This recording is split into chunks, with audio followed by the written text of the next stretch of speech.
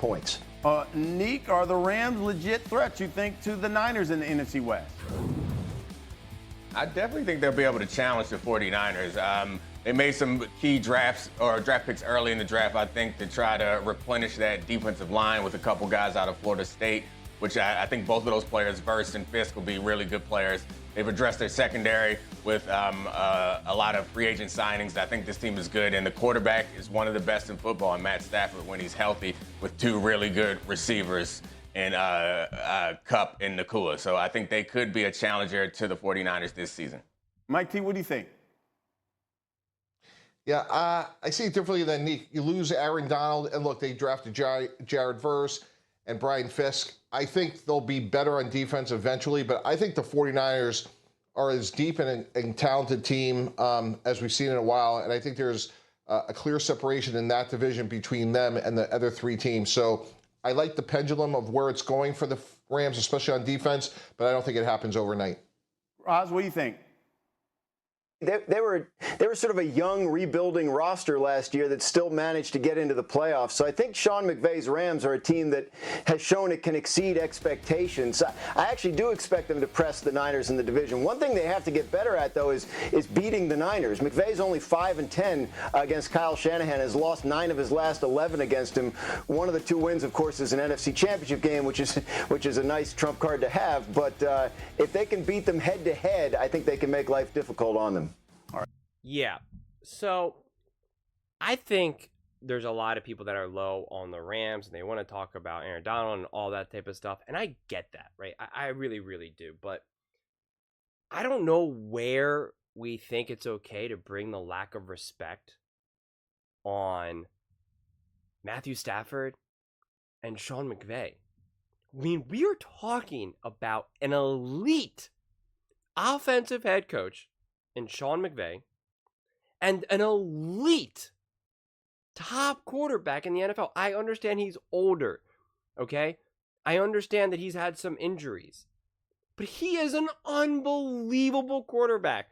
Better believe that if he was fortunate enough to have had majority of his career and his prime with a Sean McVay or an Andy Reid or any of these actual legitimate head coaches and organizations, people would be talking about Matthew Stafford being one of the best quarterbacks of all time. I'm not saying that he's going to be in the category of a Tom Brady or whatnot, but people would say probably similar conversations what they used to say about Aaron Rodgers before things got a little wacky with politics. They used to say, Tom Brady's the best quarterback, he's the GOAT, but Aaron Rodgers is the best, like, quarterback player, right? The better arm, the better this, the better that.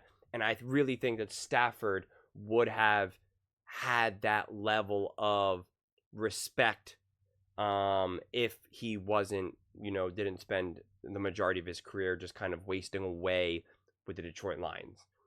So this idea that they won't be a threat, they're always a threat. They earn that right. I'm not saying that the Rams are absolutely going to beat the 49ers. Like, if you forced me to pick, I would say, listen, you're going to lean towards the 49ers because they have a deeper, stronger roster and whatnot.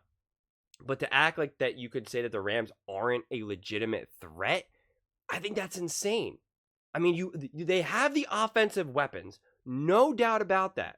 They have the weapons, they have the mastermind to put it all together, and they have the seasoned veteran who's an unbelievable elite quarterback in Stafford to really tie it all together on the field. So of course they can. I mean, it's just and they're so experienced now. And they do have a lot of young pieces who now are building that experience. I get the argument that the defense might take a step back, but as we know, we are in an offensively driven NFL.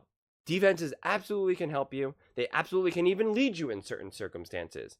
But when you really have the offensive weapons and you really have the offensive coach and you have the quarterback to execute that offense, you can overcome some deficits on defense. It's very hard to overcome the deficits on offense unless you have a brilliant head coach and a brilliant quarterback like Patrick Mahomes and Andy Reid.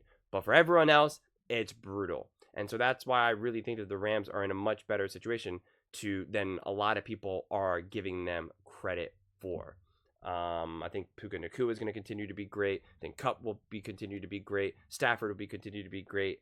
I think the offensive line will be better. I think they're going to be healthier, and I think Stafford's going to be healthier. I just think that McVay now also understanding what he has with these pieces, because I think what McVay does, which is a very underrated skill set that he has, is that he's good at minimizing some of the flaws that they may have, some of the issues they had, like how he had to work around, oh god, his name is completely escaping me, the running back who pretty much just, lost it for the Rams when they went to the Super Bowl, when they were going good well with Goff. I can't think of his name right now. And he had to pretty much hide him because he was no longer who he was. And I think McVay offered a master class in how to navigate that type of situation. And I just think that now with another season under his belt with Stafford and Puka and Cup and all these, that he understands who the offense is, what the offense is and what needs to be done. I feel like last season was more exploratory because you're like, well, what is going on with Cup? What's going on with Stafford? Is he healthy? Is he not? What's going on with our offensive line? What's going on with our run game? Whoa, who that Puka Nacua? I know he was pretty good in practice and I felt pretty good about him when we drafted him, but like, I didn't know he was going to be this. Like, it was more exploratory, right? And so I just think that that there's just more reason to be optimistic. But I will give the caveat and say that, listen, you did lose your captain on defense who pretty much reached the conclusion himself, right? He either reached a conclusion, I just don't have it anymore in me. I just don't want to do this anymore.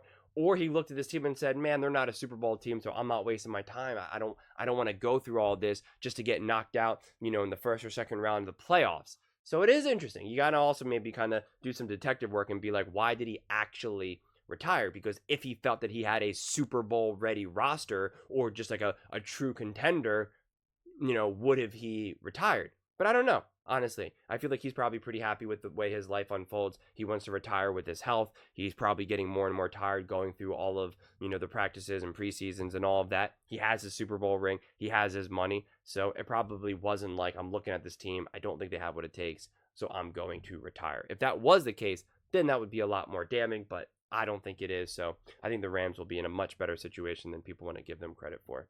But those are just my thoughts. I would absolutely love to hear yours. What do you guys all think? Do you think the Rams are legitimate threats to the 49ers and therefore just threats in the NFC or even, in the NFL as a whole? Let me know in the comments below.